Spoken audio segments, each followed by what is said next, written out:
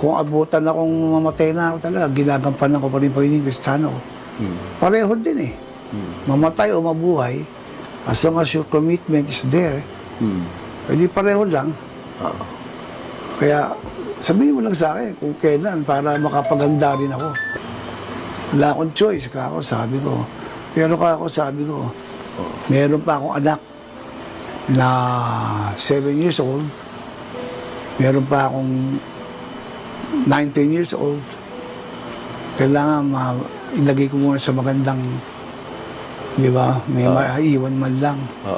Ayoko nangungupahan sila. Kahit na maliit na bahay lang, sarili mong lupa, maiwanan mo ng maliit na negosyo. Tingin ko naman, papahintulutan ng Diyos yun. Yun lang naman lambing ko eh. Hindi na yung pera na, parang sa akin, gusto ko. Ang kaya